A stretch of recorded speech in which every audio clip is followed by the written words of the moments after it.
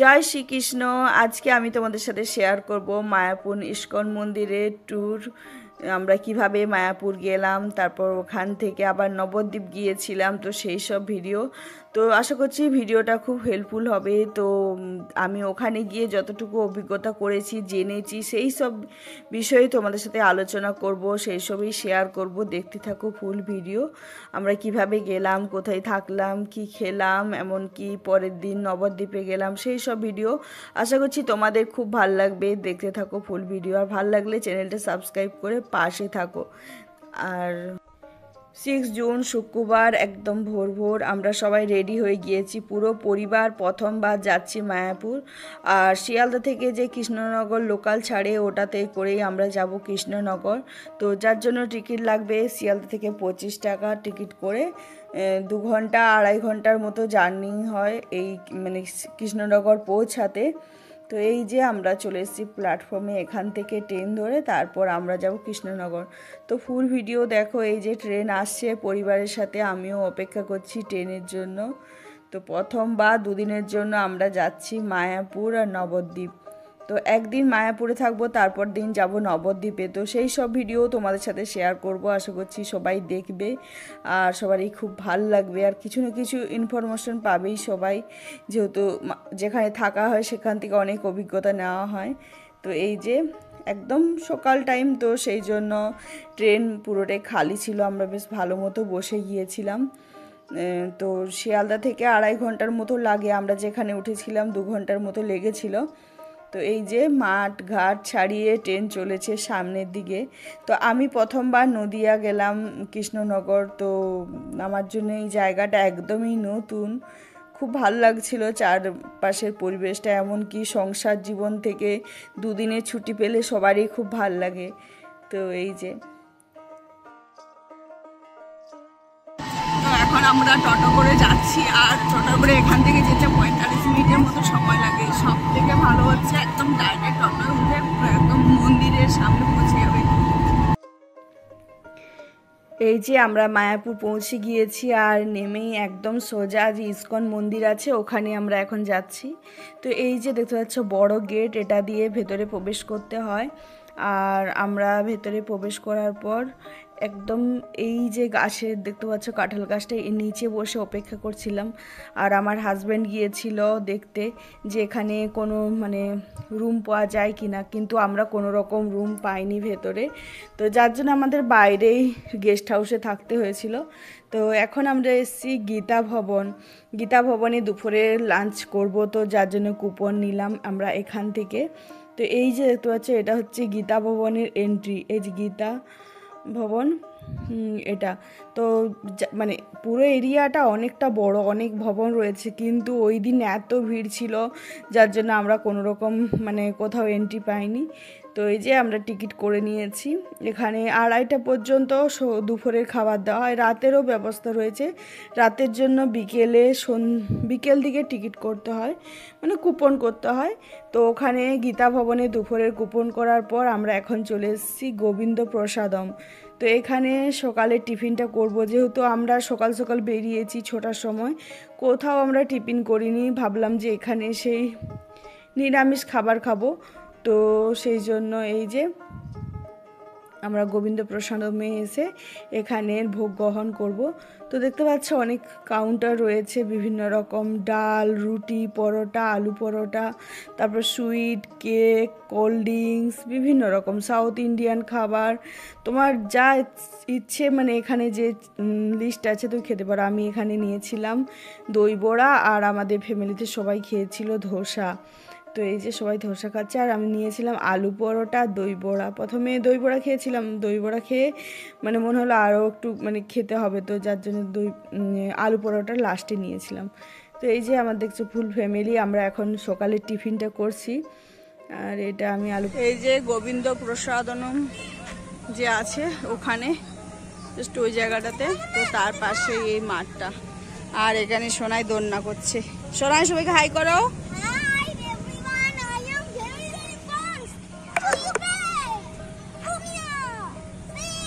এই যে সোনা এখানে খুব খুশি, বলছে যে আমি ভেবেছিলাম এতটা আনন্দ হবে না, কিন্তু এখন এসে দেখছি প্রচুর আনন্দ হচ্ছে। এদি টাকা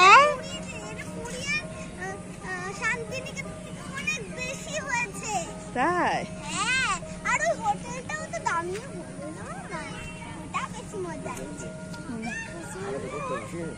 আর এই যে বাকি আরো অনেক রাইড আছে, বিকেলে এসে করবে পুরোটা।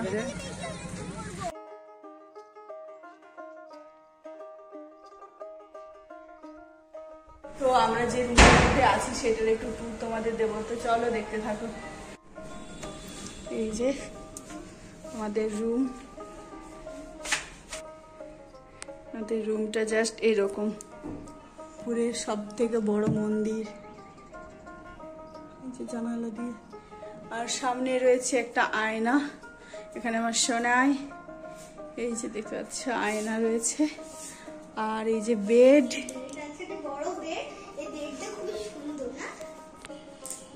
পাশে টেবিল রয়েছে, সব লাইটগুলো জ্বেলে দিয়েছি, এই যে বেড, পাশে রয়েছে দুটো করে ডয়ার সিস্টেম টেবিল।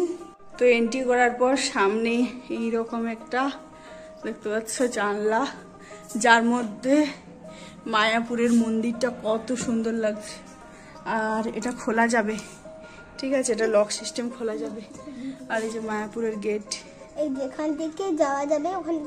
আর এখানে রয়েছে এই যে একটা টেবিল দেখতে পাচ্ছ, তার সাথে 2 বোতল জল আর সোফা, সাথে এখানে রয়েছে একটা টিভি, ডয়ার সিস্টেম, যে ডয়ারের মধ্যে চশমাটা রাখো শোনা যায়, ডয়ার, আর এখানে রেখেছে ওয়ার্ডর,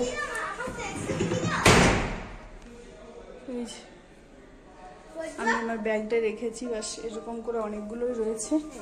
এই সাইড শোনা সব সরো, তুমি আসো না মাঝে মাঝে, আমাকে তখন এডিট করতে হবে। এটা হচ্ছে বাথরুম, আর এখানে রয়েছে একটা বেসিন, আয়না, টয়লেট প্যান, জামা কাপড় শুকানোর কোমোড, ভাবে পরিষ্কার পরিচ্ছন্ন, সব থেকে সুন্দর এটা, আর গিজার রয়েছে, আর শাওয়ার,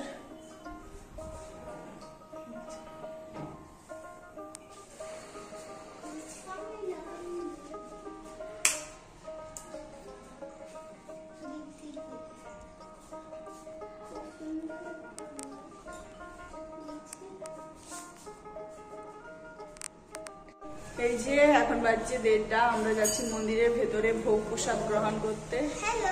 শোনাই আমি, হ্যাঁ, আর আমাদের সকাল থেকে প্রচুর টায়ার্ড আছি, আমি সেই জন্য এখন কোনো রকম ফ্রেশ হইনি। আগে ভাবলাম সব বাইরে সব কাজ সেরে এসে স্নান করে তারপরে রেস্ট করবো, তো সেই জন্য পার্কে যাবো আমরা, ওই যে গোবিন্দভোগ রেস্টুরেন্টে পার্কে, হ্যাঁ ওখানে সোনাকে পার্কে নিয়ে যেতে হবে, তারপর সন্ধ্যা আরতি দেখতে হবে। তো সকাল থেকে প্রচুর টায়ার্ড, তো সেই জন্য একদমই চেঞ্জ করতে ইচ্ছে করলো না, একবারে চেঞ্জ করবো। আর যেমন শ্বশুরমশাই, শ্বশুরমশাই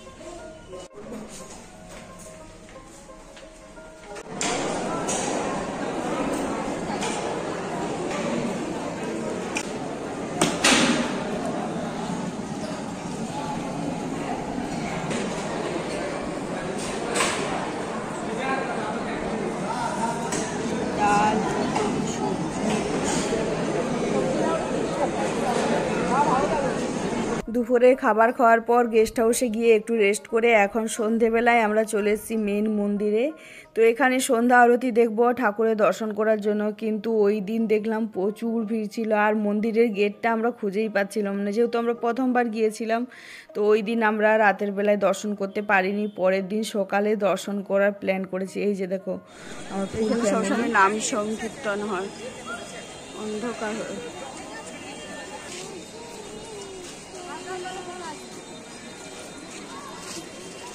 ভবানী সঙ্গে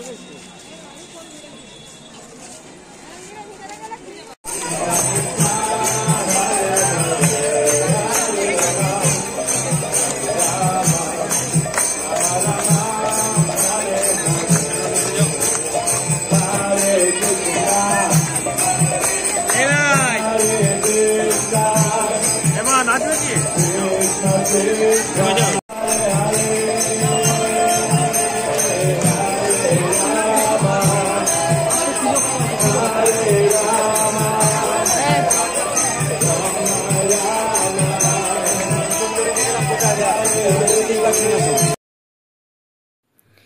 সন্ধেবেলায় মেন মন্দিরের চত্বরে একটা আলাদাই মানে অন্যরকম একটা পরিবেশ। তো দেখতে পাচ্ছি চারিদিকে নাম সংকীর্তন হচ্ছে, প্রচুর ভিড়, আর সন্ধ্যা আরতির জন্য প্রচুর লাইন, বিশাল লাইন, মানে সে লাইনে তুমি দাঁড়াতে পারবে না, এত বড় লাইন। তো চলো যেখানে পুজো হচ্ছে ওই জায়গাটাও তোমাদের দেখাবো। আর বাইরে স্ক্রিন দেওয়া আছে, তার মধ্যে ভেতর মন্দিরে আরতি হচ্ছে সেটা দেখা যাচ্ছে, ওটাও আমি তোমাদের সাথে একটু শেয়ার করব। দেখতে পাচ্ছ কত ভিড়। তো এই যে আমরা চলে এসেছি একদম মন্দিরের কাছাকাছি, এখান থেকে এন্ট্রি করা হচ্ছে। আর এই যে লেডিস আর জেন্টস আলাদা আলাদা লাইন। আর এই যে দেখতে পাচ্ছি স্ক্রিনে দেখা যাচ্ছে যে মন্দিরের ভিতর আরতি হচ্ছে ঠাকুরের, তো সেটাও তোমরা এখান থেকে দর্শন করে নিতে পারো। এই যে ভেতরের পরিবেশটা দেখতে পাচ্ছ। তো আমরা সকালে এই রকমভাবে ভেতরে গিয়েছিলাম। তো যারা সন্ধ্যা আরতি করতে দেখতে গিয়েছিল তারা এই আনন্দটা নিয়েছে। আমরা সকালে গিয়েছিলাম, তো তোমাদের বাইরের থেকে একটু দর্শন করিয়ে দিলাম। এই যে রাধাকৃষ্ণ এখানে আরতি হচ্ছে।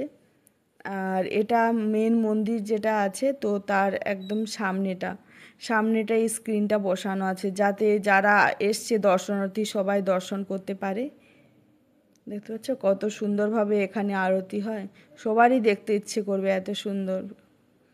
জয় শ্রীকৃষ্ণ। আর ভিড়টা দেখতে পাচ্ছ মন্দির চত্বরে, এই যে লাইনটা দেখতে পাচ্ছ, সবাই এই লাইনটা দিয়ে ভেতরে যাচ্ছে ভগবানের দর্শন করার জন্য। আর এখন আমরা চলে এসেছি গোবিন্দ রেস্টুরেন্টে। তো এই গোবিন্দ রেস্টুরেন্টে চা পাওয়া যায়, মানে মশলা চা, এরকম কোনো রকম চা পাতা ব্যবহার, দুধ, তার সাথে এলাচ, তারপর দারুচিনি এইসব দিয়ে চাটা তৈরি হয়, দুধ চাটা। আর যেটা মেন লিকার চা, ওটা বিভিন্ন রকম হার্বস। সোনাই তিলক করেছে দেখো, আর এই যে সোনাই, আর এখানে গোলাপ জাম, খুব মজা নিচ্ছে সোনাই। এখানে আমরা সন্ধ্যায় টিফিন করেছিলাম। খাও খাও খাও খাও ঢুকে। সবাইকে গুড ইভিনিং। আমরা এখন মায়াপুরেই রয়েছি। আর এই যে সোনাই তিলক করেছে, এই দেখো অনেক কিউট লাগছে সোনাইকে। এদিক দেখা ছবি তুলি। আর আমি সাত দিকে আমরা বেরিয়েছিলাম রেডি হয়ে, পুরোটা ঘুরেছি, পুরো মায়াপুরের যে চত্বরটা আছে। তো এখন ঘেমে অবস্থা কারণ বৃষ্টি হয়নি, সাথে হাওয়াও দেয়নি। তো এই দেখো সোনাই।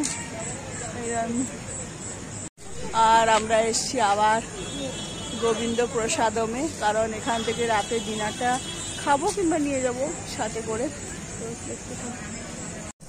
এই যে আমরা এখন হোটেলে ফিরছি, সোনাই আর আমি। তো আমরা মানে মন্দির চত্বরে থাকতে পাইনি, কারণ আমাদের হয়নি, মানে আমরা যখন এসেছি তখন অলরেডি সব বুকিং হয়ে গিয়েছে। তো যাই হোক মন্দিরের বাইরে থাকতে সকাল থেকে ট্রেন জার্নি শুরু থেকে একদম মায়াপুর মন্দিরে আসা, মন্দির চত্বর, তারপর যে হোটেলে রয়েছি, ওটা হোটেল না গেস্ট হাউস, তো ওটা তোমাদের সাথে সবকিছু শেয়ার করেছি। তো রাতে খাওয়া দাওয়ার পর ফ্রেশ হয়ে নিয়েছি, ফেস ওয়াশ করেছি, আর অনেক রিল বানিয়েছি যেগুলো আমি শর্ট ফর্মে তোমাদের সাথে শেয়ার করব। আর এই যে দেখো সোনাই, হ্যাঁ সোনাই তিলক মুছতে ওর ভালো লাগছে না, কারণ তিলকটা ওর এত ভালো লেগেছে, ও বলছে মা কালকেও আমি তিলক করব। তো দেখা যাক, কাল সকাল সকাল স্নান করে মন্দিরে যাব, পুজো দেব, তারপর আবার 9টা সাড়ে 9টার দিকে আমরা গেস্ট হাউস ছেড়ে যাব নবদ্বীপ। তো আজকের ব্লগটা কেমন লাগলো অবশ্যই কমেন্ট করে জানিও, ভালো লাগলে লাইক শেয়ার কমেন্ট করো। তো এরপর থাকবে আমাদের নবদ্বীপ যাওয়ার ব্লগ, তো দেখতে থাকো, সাথে থাকো, আর ভালো লাগলে চ্যানেলটা সাবস্ক্রাইব করে পাশে থাকো। আজকের মতো গুড নাইট সবাইকে, টাটা